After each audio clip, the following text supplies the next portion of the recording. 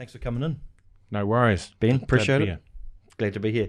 The reason I wanted to chat to you was you're in a pretty interesting interesting avenue that's coming in Australia, and you seem to be on the cusp of it, I guess. Is that something, tell us about sort of what it is you do, where you started maybe, and sort of get a brief little outline on you and your industry. Yep. So those of you listening there, my name's Dr. Ben Jansen. I'm a founding director and one of the doctors of Cannabis Doctors Australia. And the very first point that we started into the cannabis for myself was back in 2016 when the Australian government changed the rules on cannabis in Australia. Yeah. So before 2016, it was all Schedule 9 illicit drugs, naughty. So what's that equivalent to, like a heroin, stuff like that? Yeah, it's on that same schedule of illicit drugs. It's illegal. So terrible for you. Well, yeah. Apparently. I mean, everything's a molecule and everything's a substance. So you take that in stride. But if you go back further, beyond it being illicit, you go back to 1936. And before that, it was the most prescribed drugs by doctors in the world. Right, yeah. And then it was made illicit for, spurious reasons. Yeah. Hemp is where they used to drive the cannabinoids from, the THC and the CBD, and use that in medicines. But the hemp came up against rayon and nylon and these patentable fibers. Yeah. And so, because hemp was an indestructible product, wasn't it? It was an unreal product back then in the 30s. It was so widely used across so many different aspects, for food, for fiber, for medicine. Back when the British naval fleet was sailing around, those ships required 60 tons of hemp per year to keep the sails and rigging going. That's where the word canvas comes from cannabis. And so they used to make the rigging up. The sailors used to have hemp seeds on their sides of their belts. So if they went overboard and they were marooned on an island somewhere, they had a food source and then fiber within the first cycle. Yeah. So it's like it's the jack of all trades, really, that thing, isn't it? It's got everything. It really was. And then so it really became sort of outlawed through competition, more than anything. The end of the prohibition of alcohol. Yep. There was a chap called Harry Anslinger. We call him Harry Arslinger. Yep. Because he really did ruin it for all of us. But he got together with some industry folk that had the patents on those synthetic fibers, and they wanted to get rid of hemp and make everyone buy the patented products, patented material. So they went out there and they made up rumors and propaganda about marijuana being a drug of Mexicans and blacks and make you crazy and ruin families and all that sort of stuff. And they already had the structure from the Prohibition police to then form this new formation of this agency called the DEA, Drug Enforcement Agency, which is going to go out there and make marijuana illegal. So then they taxed the marijuana medicines as well, as it was called at the time, marijuana medicines. We call it cannabis these days. Yep. And so they taxed it out of this existence, and then the propaganda kept going, and then right from 1935 all the way through to probably the 70s, and then even into the 80s, so much propaganda was being made. The US government really pushed it. There's real classic examples. The Reagan administration, the White House there, instituted a study on cannabis and its effects on the brain. Mm-hmm. And so they commissioned a scientific team, and they went off and they studied it with these monkeys and dissected them and looked at the brains and went, actually, it doesn't do anything to the brain. It actually doesn't harm the brain. Yeah. And so they sent them off and said, no, that's not the right answer. We want to do it again. So they went off. Convenient, It's not the answer we want, and this, science can be manipulated. Yep. So they went out and they got these monkeys and they made them have the equivalent of, don't quote me on the exact numbers, equivalent of about 60 Cuban marijuana cigarettes in the space of 5 minutes. Yeah. Yeah, and so there was no oxygen going into these monkeys. They were just, suffocating them. Yeah. At the end of 5 minutes, barely alive. Yeah, of course. Yep. Killed them, had a look at the brains and went, hey, look, those brain cells are dying. Of course, they're dying from being suffocated. Yeah, of course. Not from the cannabis. And then they produced a report. Marijuana kills brain cells. Oh, okay, great, excellent. Yeah, so the pro teams that was out there, because through the 60s and 70s, there was always a pro side of it and a recreational side of it. And the medicinal stuff was still known. They lobbied to get the answer as to how was this study done. And 6 years later, they released how they did it. You're right. The ball's already rolling though on that. Ball's already rolling. Yeah, it's already intuned in society. Yeah. Marijuana kills brain cells, which is just a lie. And Nixon as well. There's clear evidence, and they admit to it. They were lying to the public. Yeah. The Schaefer report was commissioned by the government, and it came the U.S. government, and it came back and said cannabis is a good medicine and it's bloody safe. Yeah. And they said, don't care. Yeah. Move on. Because of the monkeys. Yeah, because of the monkeys. Look at the monkeys. Yeah. We've got evidence. It's the monkeys. Yeah. So it wasn't really. What year was that? The Schaefer report was in the 80s. 80s, okay. I think it was the 80s, yeah. So the age of information, not quite, but they're still, once it's spread, there's sort of no putting that. All you need is a headline, eh? Yeah, you need a headline. Yeah. No putting the genie back in the bottle once that's. Yeah. Yeah. It's the original clickbait. Of course, yep. And it wasn't until you started to have this resurgence of really sick individuals responding to cannabis for treatment. And these are the far end of the spectrum. These are the people with really severe epilepsy, with really severe neurological conditions, dystonic type conditions, chorea type conditions, and those cancers as well. Those patients have gone out there and treated themselves and had a positive result from cancer. Before the authorities really started to take note, and then the US and Canada really drove that. And it wasn't really until Canada had those cases, and what the public actually, a number of patients got together, I think it was about 6, and they sued the government because they were restricting a right to medicine, a right to survive, and they won. And it was that point, okay, well, we're beating the law at the law has to change. And so Canada changed to, yes, you're allowed to have medicinal use. Yep.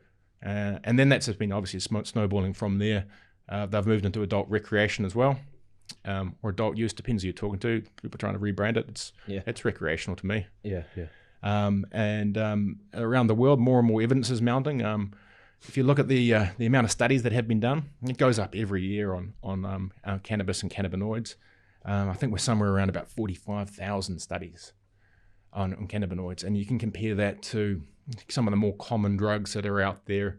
I think metoprolol has something like 6,000. It was one of the more common blood pressure medications. So the evidence is certainly out there that it works for some people. And I probably should throw my disclaimer in there, because I'm sure that this is probably be vetted at some point. Yes. So to all the listeners out there, yes, cannabis does work well for some people. It doesn't work for everyone. If you think that cannabis may be right for yourself, please check with your doctor or our doctors. Of course, yes.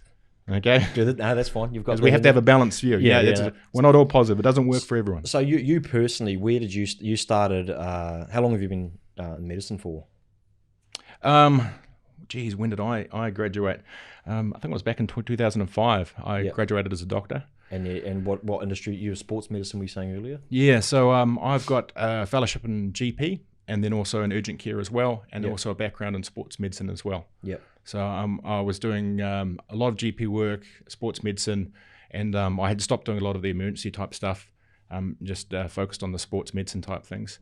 And then back into... It's tough to deal with it. Is that why you sort of just wanted to get out of it, or you had more of a passion for the sports side of it? Well, it's 2016. You see the health minister up on TV, and he says, we're going to deschedule cannabinoids. We're going to take it from the illicit Schedule 9, which is equivalent to Schedule 1 in the US, and we're going to change it into Schedule 8, restricted medicine, and Schedule 4, prescription-only medicine. So that's the THCs that restricted, same as opiates or codeine, etc. And Schedule 4 is the same as for cannabidiol, for just regular. Had you been watching out for that?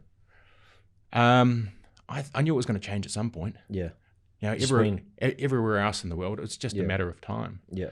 And you were here or over in New Zealand then? I was here in Australia, yes. In Australia, I'm 8 years and 2 children here now. Yeah, okay. Yep. You're locked in. Yeah, I'm locked in. I've got my permanent residency. Yes, good. Yeah. Yep. So you saw it here and you thought, this is an industry I sort of want to be involved in, or an industry, both want to be involved in, but both can see some real future in it and real help. Because at the end of the day, that's your job, isn't it? I could see both of those things. It was a no-brainer, because I could see the benefit that had happened to patients overseas, and I knew that the times had changed. I'd always had a background and interest in that sort of thing. So we started up Burley Heads Cannabis as a wholesaler, and that took probably 6 months of writing the paperwork for it. Because the government and the local governments had no idea. When I say the state governments had no idea how it was going to roll out, and they really were just sort of tapping the brakes on everything. The Queensland government put into place a medicinal cannabis law, which is sort of, they held it up like, yes, we're saving the day, medicinal cannabis law, yes. And really that just slowed everything down and created extra paperwork. It didn't help at all. Do you think they don't want to be the one who sort of opens the floodgates? They don't want to be the one who say, oh, you know, the rest of Australia, like, but particularly like ACT, maybe that's a different industry because they're the actual capital city. So they legislate a lot through the actual city itself, being the capital. The parliament is, at least. They can be the sort of, you know, canary in the coal mine for it going to happen. I thought if it's going to happen there, then it should spread to the rest of Australia. I think there's multiple factors involved. One of it's the government wants to be in control. And they want to bring it out in an orderly manner. Yeah, I can agree with that. Some of the people around the place would think that maybe there's more spurious big pharma hands at play, and you know, potentially that's there. But there's, you know, no one's ever uncovered a Winston Peters wine box type inquiry, smoking gun for that. So I think they wanted to control it a bit, but the process is already there, and they've stripped that away. They stripped that away. That law, they went, actually, that's just and hindering everything. So they got rid of that law completely. And now it's just considered a medicine without any real additional tack-ons from there. So what's the process then? So not every, you know, Bill and Bob can walk into your practice and say, hey mate, I'd like some THC, thanks. What's the process involved in that? Like, obviously there's got to be some vetting, or do you have to submit to the prescribed prescription wise? What's the process there? So there it's not a first line treatment. For treating pain and all that sort of thing. So you have to have a significant problem, so a chronic problem, something lasting more than 4 weeks, and it has to be reasonably significant, so it has to be impacting your life. And you have to have either, this is the crucial thing, tried standard medicines, and they haven't worked entirely, so that's like, you know, codeine, etc., you know, whatever it is for pain, etc., or haven't tried them because of you're worried about the side effects were involved with them. Do you think that seems backwards that you have to try all of their process stuff? No, you don't have to try all of them. No. Well, a good amount. You have to have sort of shown that you've tried traditional medicine before you can try anything alternative. Yes and no. I'll give the answer for that. You don't have to have tried standard medicines. You can have not tried them because you're worried about side effects. I mean, I see a lot of patients that don't go down all the opiates, or don't go down and try some of the really heavy pain relievers, like, you know, gabapentin, it was supposed to be an anti-epileptic drug, and it is ish, and some other really heavy stuff that can really dope you out way more than really dope you out, and topiramate, which can, you know, take away your memory. So you don't have to try the really nasty stuff. It's just you have to have tried reasonably with some of the standard stuff, or be concerned about the side effects. So it seems crazy to me that you see all these stories about kids who have epilepsy, things like that. They're having 100 seizures a month, or 10 seizures a day. Then they start having anything prescribed, and they're going down to none. It seems strange to me that it's not something they'd want to fast track. That doesn't work for all kids. No, not all kids. Have to say, that's true. Some kids, it is a miracle cure. It really does work really well. Others, it doesn't at all. The kids actually get me a bit because of the epilepsy, and the ones that we see, generally have a lot of seizures. But any seizure can cause brain damage, and any seizure can be potentially fatal. And the authorities really slow us down, trying to add it on as an additional medicine. And CBD is the one that we'd use for cannabidiol. It's not psychoactive; it doesn't make people stoned or high. And it would be used to try and stop seizures, and as an add-on to what they're using already. But we get kickback from the authorities on that, and commonly pediatricians saying, oh, they haven't tried all these standard anti-epileptics. And of course, there's a lot of them, but a lot of them can give you liver failure, bone marrow failure, are toxic to cells. So why not add in CBD a bit earlier, after trying one or two, and then get a nice standard dose where you keep it the same. You do one thing at a time, and then add an additional anti-epileptic on top if you need to.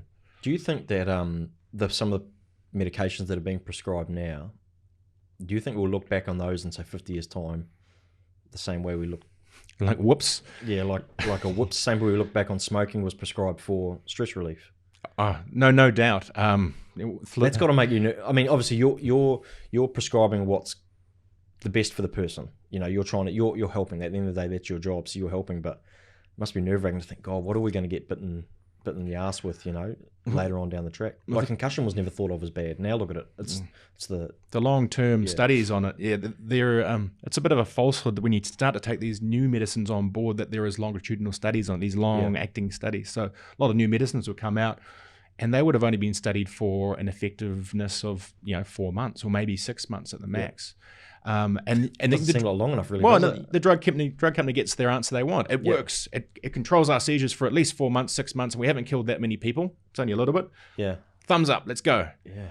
And then down the line we work out, actually it does do a whole heap of other nasty things. Whereas you look at medicinal cannabis and the cannabis in general, it's been used for thousands of years. Yeah. And long-term studies showing, you're using it for a long period of time in your life doesn't have as much detrimental effect as other medicines. Yeah. And you can almost pinpoint where it comes from also as well, can't you? You can be like, well, it's from that particular plant or that particular substance, rather than it's a white pill that God knows where it came from, God knows who developed it. And well, we know where those ones come from. They're made in the laboratory, and and they certainly are refined, but it's those longitudinal studies where we do them for years, and there's no funding for it. The government won't fund it, those longitudinal studies, and the drug companies don't want to know the answer. Yeah, you'd think they'd adapt it. You'd think they'd go, right, well, this is the new buzzword. This is the new kid on the block, basically, is cannabis. You'd think Big Pharma would start to get themselves involved. Is that something you see closely, or they just want to wash their hands of it all together and try and push what they have? I can't comment directly, and there's no smoking gun of what's going on in the background. The big pharma industry is a huge industry. Yes. Yeah, we're talking trillions of dollars worldwide. And if you look at states where, in the US and Canada, where there has been recreational medicinal legality, the overall prescription rates are going down by 30%. Yeah. Yeah, and 30% of trillions and trillions and trillions of dollars is a lot of money. A lot, yeah. There are some pharmaceutical companies out there investing in the background and cannabinoids, but not all that much, because it's hard to patent certain things on it. So with Canada, do you think that they wouldn't have? Because what I'm trying to say is, with what you're doing, you can assess the person, you can prescribe a dosage that's suitable, you can sort of monitor everything that happens along the way, which is, I'm assuming that's how it all works. Correct. The process. I might have left a step out or two. Self-prescription, does that then become an issue in a place like Canada, where they can self-prescribe, where they can go, well, I'm going to do it, and then someone who's in your industry can then say, well, we're not really, we can't vet what's happening here, so we don't know whether this is successful, whether you're getting something laced with something else. People already self-prescribe in Australia already. There's 400,000 daily users in Australia. 200,000 which of are medicinal. When they see someone like us as doctors and physicians, we're trying to do it in a stepwise process. We're trying to use safe, known products, and then monitor the outcome, and then adjust from there. People self-prescribe with all sorts of things, alcohol, cigarettes, bad lifestyle, good lifestyle, etc. If they can get food, food. When they come to see us, they get professional advice, basically, and our products that we use and we have to use are on the white market, so they are registered with the Therapeutic Goods Administration. They're tested before they are pushed through, so they go through a lab process to review what's in it, and that costs some money. So it costs more than the black market for sure, and always will. Well, I don't know. Let's bring that back for a second, because we do have a couple of products that beat the black market. Really? Which is interesting. There is a few myths around about the black market's always going to be cheaper, but no, pretty much the CBD is beaten. Really? Yeah. Wow. Wouldn't have thought so. Yeah. So how do they, in a place like how like I've always wondered with the legalities, I find it very confusing, the legalities of the whole thing, because there seems to be so much, like you did outline it before, but like ACT's come, I think it's next year, early next year, that it actually becomes, if the state like government lets it through, it actually becomes a legalized substance. ACT? As But not federal. As far as I'm aware, I think it's more around holding a certain amount will be decriminalised. I think that's what the current law is.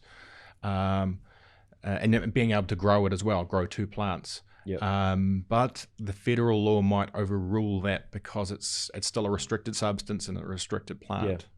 So to be seen. My personal belief is I don't think we'll see legal adult recreational use in Australia for 5 years. It's not very long. Yeah. I mean, it is probably in the way you look at it because you study it so fast, but I was surprised when I even heard about ACT. You know, because everything that seems to happen in America and Canada and things like that, we get like the blowback of it, and it starts to slowly filter its way down to us in this hemisphere or this part of the world. But that seems to me like that's actually quite a short amount of time for it to be legal. Yeah, I don't know. I'm a bit cynical. I know that. Cynical. Yeah. These days about it all. Yeah, I guess you see all the red tape, so you know that all the eye rolling that goes in, because all it takes is some antiquated thinking by some people, and then it can just put the mockers on the whole thing. They don't even allow it anywhere near. Yeah, and there's how many different ways can the government screw it up when they go to implement it? Is always the thought these days after getting a bit older and voting more conservative than liberal. Yes. So in your industry as well, are you a big fan of maybe keeping it sort of vetted to an extent, because you can then control how it's diagnosed, how it's distributed, rather than it be a free for all and then you can't really keep control of that? I realise that lots of drugs are out there that are self-prescribed, like we spoke about just before, but would it be easier for it to get to a baseline where it is a super easy thing to prescribe, but not necessarily something that people can just go ham with and create a black market for it? No, for doctors and physicians, we can teach them how to prescribe relatively easily, and use the process that we worked out from a recreational point of view. And if that were to be out in the public, I think there should be some checks and balances for quality and safety, absolutely. And because we don't want a bad batch or a bad grower to put bad product out there and cause bad reactions in people, and kids or people in general, adults, young adults, anyone. It just takes one bad grower with a bad batch to harm someone, and we just don't need that. We don't want that. I don't want that to be my sister, my friends, my family. Yeah, exactly. No, that makes sense. So who benefits from this the most? Who do you see? What sort of demographic come and see you? And do you have I'd say you have a wide array of patients, but what's the most popular demographic of people that benefit from this? Our youngest patient is 2 years old. Our eldest patient is 98 years old. Okay, so you got it. Most common patient is a 54-year-old white woman with chronic pain. Is that right? Yeah. There we go. Answer my question. Straight up the middle. There you go. Yeah. 80% of patients are chronic pain, 5% are cancer pain, 5% anxiety, 3% palliative care, under 3% epilepsy, about 3% dystonia, which includes Parkinson's, Huntington's, chorea disease, etc. A multitude of different issues, really. Depression, they start to fall away with regard to numbers, but the THC mainly using for nerve pains and nerve conditions because that binds right on the nerves. The CBD we're using for a variety of things from anxiety to pain to anti-inflammatory type properties, and that's probably the main ones there, the anxiety, the anti-inflammatory. Plus the CBD does mitigate the THC, making people feel as sleepy, stoned or high.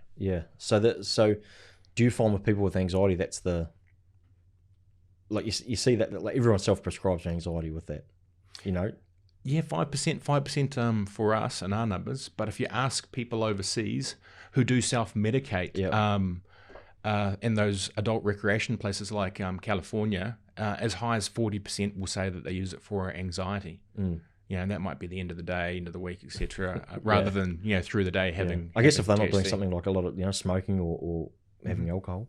And it's more about microdosing as well, having the minimal effective dose. And I think overseas people are way more educated on that and the different types of cannabinoids, the terpenes, the uses, how to use it safely and that sort of thing. Whereas over here it's just used very much as a recreational type of thing, and then when they come to see us, most people don't know much about it at all.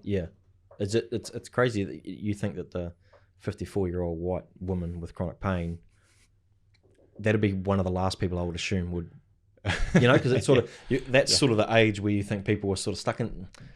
How am I going to not offend somebody here? Generally, I would assume that they might be stuck in their ways when it comes to medication. They're very much part of the, pharma system where they medicate, they antibiotics, the things like that. Yeah, it doesn't seem like that would be. My guess would have been 31-year-old male. Well, what are we now? 2019. Yeah. So, those 54-year-old, they were born, just in the 60s, weren't they? So, yes. Yeah, so they're sort of coming through that pro era. I think it's the ones that were born before that were the real the baby boomers. Before that. I guess if they're born in the 60s too, that puts them in the 80s in their formative years of 20 years old, 30 years old, where they are probably absorbing all that information that we spoke about right at the start. Yeah, well, I think you're a lot more recreational through there. The really older population, so from 65 plus, can be really resistant to using THC. And you say, well, I'm going to give you a bit of THC. We're going to give you a little bit 4 times a day. And it won't get you high, but potentially if you have too much, you might make you high. And the first thing they'll say is, I don't want to get high. Yeah. Okay, well, have you ever been high? No. Okay. I'm just looking at your drug chart here. You're on Lyrica, Topiramate, and a handful of endones a day. Are you sure you're not high right now? I beg to differ. You've been high plenty of times. Yeah. I've had patients turn up and they say, that Lyrica really does mess with my mind. I don't know how I got here in my car. I'm thinking, and you're afraid of a little bit of THC. Come on. Yeah. So it's definitely that older population who, is a bit more resistant to it. I'll tell you a little anecdote since we're here. Yeah. I had a veteran from Vietnam. He came to see me and he had Parkinson's and he had the shakes and he was frozen and whatnot. And he took the Parkinson's meds which make him shake, and then the THC we gave him was to stop the shaking. Although we prescribed it to him and his carer took it home, he didn't want to take it because he didn't want to take any of that marijuana. Yeah, exactly. And so he was trying to sleep on the couch one day and he was jiggling away and he couldn't get to sleep, and his carer said, bugger it, and got the bottle, shook it up, someone finger rubbed it in his gums, and 20 minutes later he'd stopped jiggling and he was asleep on the couch. No way. Yep. Didn't have a dose to make him high, just stopped his jiggling. And then after that, he was like, okay, I'm good. Okay, I believe now. Yeah, we're done. Yeah. We're here. Yeah. And it takes that, with doctors as well, it takes that one miraculous turnaround, and then they go, hey, this is not just for hippies. And no, there you go. I guess with, especially with kids, that'd be a big one for parents to look at them and go, you just want them to be healthy. You want them to be fixed. Yeah, and I always thought that the kids were taking THC and being high to get rid of the epilepsy, but and then I learned, actually no, that's not the case. They're taking CBD. It's not in any way intoxicating. Yeah, the 2-year-old that you see, what's obviously you got your patient confidentiality. I won't say the name. No, don't say the name. But what's a 2-year-old?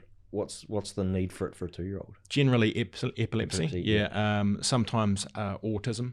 And that's autism where they are disruptive to learning or self-harming or harming other people, and that's mostly CBD as well. So it's not non-intoxicating. Sometimes we would add in THC to the really severe epilepsies or the really severe autisms if they weren't responding, but that's pretty rare. Yeah. So with doctors, when patients come to you, what avenue do they have to come to you? Like, do they have to specifically seek you out, or have you got doctors around the coast or around Queensland who say, hey, this might be an avenue you need to go and see because we're not really getting far with you? Yep. Most of our patients come through our website, and I'll put a plug in there. That's cannabisdoctorsaustralia.com.au. And the information's on there. You just register as a patient, and then our patient care team gives you a call. Essentially, what we want is information and the referral from your doctor. So your doctor refers us across, chronic pain, hasn't responded to this. This is what we're taking, so that we can accurately prescribe you something and consider the other medicines you're on and whether there is an interaction or not. Do you see resistance from doctors? Less and less so. Yeah. Less and less so. Most doctors are very positive on it. They've seen the write-ups about it, the articles, etc. They know there's a balance between it working or not, and positives and negatives of it. Yeah. There was an interesting study done by the Ministry of Health in New Zealand recently, and they said to GPs in New Zealand, would you prescribe cannabis, medicinal cannabis, if there was the best type of evidence, grade A evidence, and it was funded by the government. And 18% of them still said no. What sort of bullshit is that? Exactly. So, we know it works, so, and it's funded by the government, but you still wouldn't prescribe. So that stigma still really does penetrate through. It's not usually the younger doctors. It's the elder doctors, and they're still locked in that rhetoric and that hangover from Jeez, that's a bit sad, isn't it? It is a bit sad when you come across those sorts of doctors, and you try and educate them, but they still just don't want to. No. Are there doctors that are very much just? I'm trying not to offend any doctors here as well, but just cookie cutter too. Where they'll just prescribe. This is your symptoms. This is a prescription. If this doesn't work, well, I don't know what's going to help you. It's like any industry, I suppose. But maybe I'll answer it for you. It's like any industry where there's people who are sort of checking out a little bit and just not really interested in the new and upskilling, because that's a big thing for any industry, is to upskill. I think, is there within the medical industry, is there like a certain upskilling portion you have to do each year? Yeah, unfortunately, yes. Yeah. Unfortunately, okay. Yeah. Depends which specialty you come under. GPs, we got every 3 years we have to accumulate a certain number of points in education. Plus, there's a industry standard in medicine. Yep. And within every specialty, you have to have your practice and your knowledge at industry standard. And if you don't have that, then you can lose your license to practice as a doctor. For me, I go to conferences, I look up things, etc. There's certain things. Yeah. You were asking about the prescription, and is it some doctors just cookie cutter it along? I mean, I've been to the doctor. My personal story without going into it deep, but I had to see 3 doctors before I actually got something wrong. Man, every time they prescribed the same thing, all 3 doctors got it wrong. Yeah. And like it was, I mean, I could tell I was in part of my 10-minute. I had a 10-minute allocation to be in there because they all asked the same question. They all prescribed me the same thing, and it wasn't until my wife got the shits of it, basically, when we went elsewhere. First we went elsewhere, someone else, and the same doctors were leaving at that joint, but we left that place. I couldn't escape the bloke. And then we went to another place, and then it ended up finding out the wrong thing, and it just felt like it was, like there was no care involved in it. It almost feels like a consultation needs to be. Well, I mean, I think you get what you pay for, right? You get what you pay for. Yeah. And unfortunately, I think in Australia, there's a lot of 5-minute medicine because of the way the Medicare system is. Yeah. And you get a certain portion if you're getting bulk billed, from the government for under 5 minutes, although they've just raised that up. And then beyond that, if you get just beyond that, then great, you go up to the next chunk of money. So you get paid more from the government. But the next portion above that is at 19 minutes. So it's 5-minute medicine. We get money for turning you over. Whereas you go to a private clinic and you pay your money, you're paying for the time. Yeah, that's right. And it's so noticeable. Like, it just feels like they're tuning you out just to. Yeah, I got to get the diagnosis right every single time. What are you treating? And the other thing I always say, and you'll hear me say it over again if you ever listen to me, is treat the patient, not the guideline. Yeah. And there's all sorts of medical guidelines on how we should prescribe pain relief, etc. And we're all doing that in our head. We're going through the guideline on what we should be doing. Yeah. When I consult someone, and the way I was taught is that you should talk as much as possible, and then when you examine someone, you should already have the answer in your head. You're trying to confirm it. Yeah, right. And if you're examining someone without knowing, you probably need to do an additional test to really confirm what you're doing. So more often than not, you've sort of you see the person within the first couple of minutes, or even from the brief that you've filled out earlier. You got a fair idea what their problem is, what your sort of avenue you're going to go down, and then you can just sort of really tighten the screws and figure out exactly and fine tune it. Exactly. Yeah, we're scientists by trade, really. Yeah. And so more data we have, and that's by asking questions, you get data points, and then by examining and doing tests, you got those data points, and then you can make an informed decision. Gee, gives me a bit of faith in it. That's all. Yeah, accurate diagnosis means accurate treatment. Yeah, that's right. And I mean, I guess there's just a bit of frustration with it too. You just, it's like any industry when they got it's a money, dollars and cents avenue, and if they're not making dollars, it doesn't make sense. And it's every industry, especially when you're prescribing medications and things like that. So cost wise, is this an expensive avenue? Is this an expensive It can be treatment? For some people. It can be. The prices certainly have come down, but also can be reasonable for most people. So the average cost to patients that we see is about $5 to $7 per day. Yep. not funded by the governments. There are some fundings coming through from NDIS. There are some fundings coming through from insurers. There is some funding from DVA. Yep. It's case by case, but by and large, it's a private prescription. Yeah. The base cost for CBD at the moment, the best price you can get is 11 cents per milligram, which is beating the black market, which is usually around 15 to 20. Yep. Okay. The THC side of things comes around at for oils at about 15 cents per milligram, and the best price for THC flower is about 10 cents per milligram. So how do you prescribe that then? Like the let's go with the generic lady, our 54-year-old white female. You prescribe your THC? It's not something you smoke, is it? No, we don't recommend smoking because of potential, smoking or burning Just any smoking, at the end of the day. Any carbon-based molecule can produce, free radicals, etc., and damage the body. Tar and that sort of thing. Well, not necessarily tar, but carbon going down your lungs, etc. Smoking's bad shit for you. Yeah, move across to vaping, everyone. Yep. Yeah, so we say vaporize, so you need a herb vaporizer. So that's a vaporizer which goes up to about 180 to 200 degrees. Then when you breathe that in, it comes in as vapor. You don't get the CO2 hit that you get with smoking a cannabis cigarette, but it takes about 5 minutes and then it comes on more gradually. Works just as well, if not better. And most people that move to the vaping with regard to the herbal vaporizers don't move back towards doing smoking joints, etc. It's just much more easy on your mouth and lungs. So we recommend vaporization. Hopefully in the new year we have some sort of liquid vapes for people, so liquid THC. And that would be a different type of vaporizer. That's a liquid type vape. We've got about 10% of patients taking flower, which is surprising to a lot of people. How do you take that? Vaporize, so cannabis bud. Oh, with flower. the actual flower. The actual flower bud. We call it flower. Okay, It's called flower or floss bud or. That's a medical term. I don't think bud sounds so professional. It's actually the flower. Okay. Some people thought. Stick with professional. Some people thought I was handing out some sort of. I was saying that white flower. It's an unusual way, but that's cool.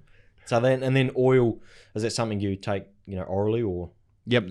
All the oils that we have currently are just orally. And so they're usually in a medium chain triglyceride, so like a coconut oil.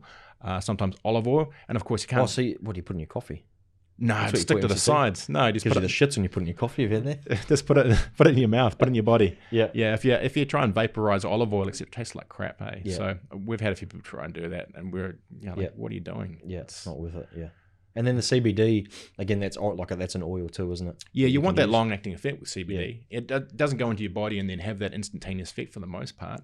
So it's only a very, very small number of patients that vaporize their CBD. One of them has lung cancer and she wants high doses of CBD into the lungs. Another one has anxiety and so it has panic attacks and wants to get the CBD in there quickly for the anxiety. Have they released any CBD ointment yet? Like anti-inflammatory ointment? I know that's pretty big in the States. I don't believe so. There is always new stuff coming on. I haven't seen anything recently. We have done one prescription or a couple of prescriptions where we've formulated it, got it compounded up by a special pharmacist for that. But we do have crystal available, which people are using to then put into a cream and use it that way. So with when you diagnose and you say, right, you need this much oil, this times a day, this many times a day, is it basically... Is this a chemist that you go to?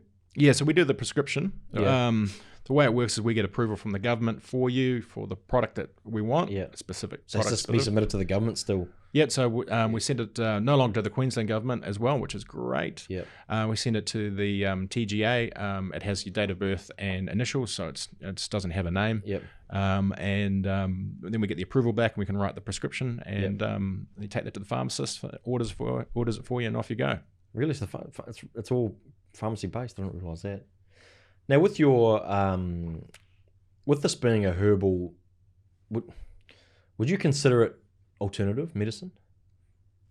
No, it's very much mainstream. I wouldn't. It's all still chemicals. When we're prescribing herb, flower, it has molecules in it that we're trying to use. So the THC. And beyond that, we're using the terpenes. And they have been reasonably well studied as well. And then beyond that, potentially some of the flavonoids as well. But The only thing with the vaporization and inhaling it is the patient really does control how much they're having, and they're controlling that anyway, but really much more so, because they can wait 10 minutes and see how they feel. If they have a sudden onset of the migraine, they usually know how much is their dose to get rid of that migraine. Yeah, and patients don't really want to get absolutely completely sedated into the couch. They want to get control of their pain, etc., and then move on and do other parts of their life. Because people look at it probably negatively, like, you're prescribing cannabis, you're making people get stoned out of their mind for the day and they're forgetting all their problems. When it's absolutely not that. It's a dose-based thing. It's something that you use to handle your issue. Your symptoms, And if someone's got a really severe pain, and they happen to be stoned or sedated out of it, that's a quality of life issue that we're talking about there. That most people don't want to be stoned all day. They don't want that at all. They don't want to be stoned in the first place. They want to get control of the symptoms, move on.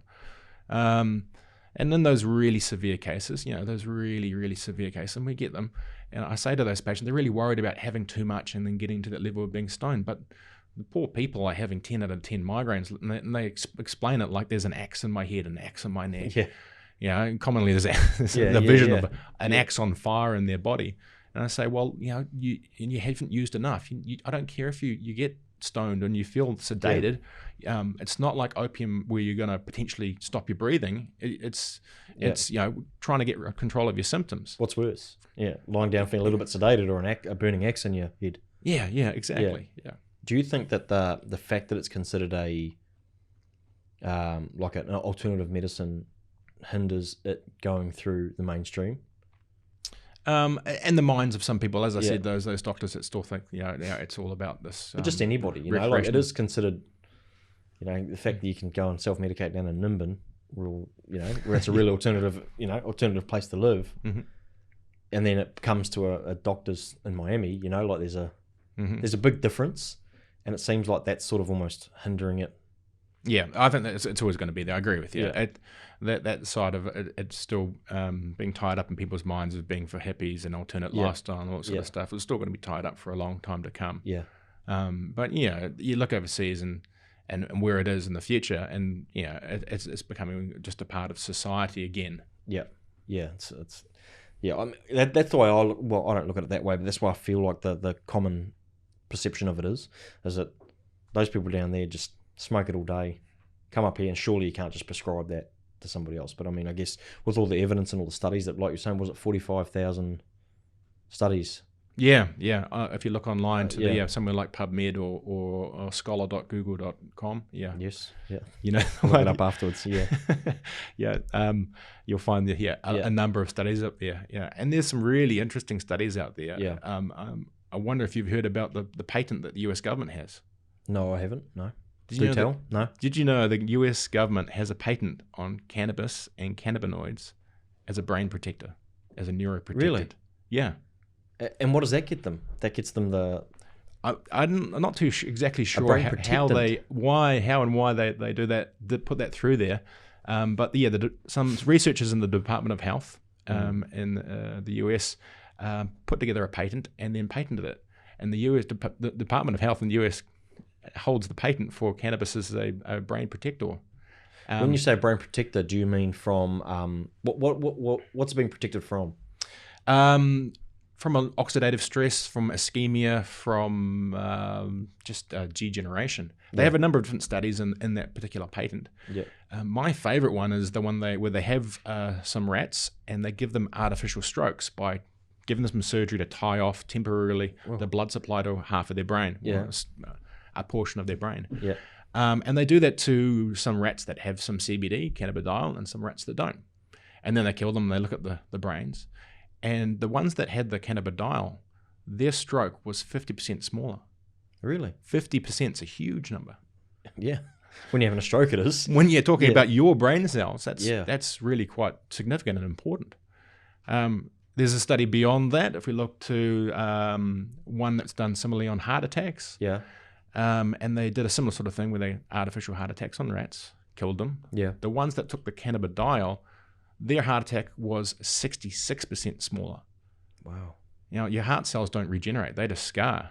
Really? That's it. Once you have a heart attack and it's killed that, it just scars on top, and you got a bit of floppy heart not working there. Is that right? So it's same with brain cells. They don't regenerate. Yeah. Well, they do a little bit, but they found that. But just so they got a patent that it's actually something that's so beneficial for your brain. Yeah. It's ironic, isn't it? Because well, now I'm confused. Yeah, now I'm really confused. Another one of my more favorite studies is one where they looked at alcoholics and abusers of alcohol. Yep. Across over 318,000 people, and they looked at the ones that also used cannabis, and they found in those ones that used cannabis recreationally, they had less liver disease, less liver cirrhosis, and less liver cancer.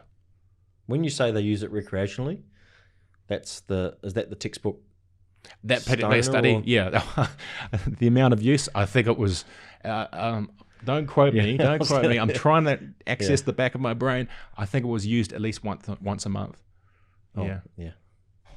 Recreational. Yeah. So it's interesting. It seems like there's a lot of smoke and mirrors in the industry where everything, not from obviously your perspective, but plenty of smoke. Yeah, plenty of smoke. Plenty. And a lot of stuff being hidden. You know, a lot of studies, like there's obviously published studies, like you said, and so many of them, but there's obviously other ones that are hidden. Sense that, that's really backwards, isn't it? To hold a patent for something, yet push for it not to be legalized. Yeah, I think those particular researchers had done so much work on it, and almost their life's work, that they went ahead and did it, and they got that patent even if before their bosses even found out, maybe. Yeah. But probably for the greater good, really, because we could be in for a retirement fund here. That's what they might have been thinking. Well, the only people that can enforce that is the US Department of Health. So they're going to go around suing people that then claim that sort of thing. Right. Well, mate, I know you got patients to attend to this afternoon, so I really appreciate you coming in. And it's an interesting industry, and I mean, I wish you all the best with it moving forward with the diagnosis of people and making sure that it's widely used and used for the right ways, and used for the right ways, for the right ways, and right people, right product. Exactly right. Yeah. For everything. Yeah. Awesome. Appreciate it, mate. No worries. Thank you, everyone.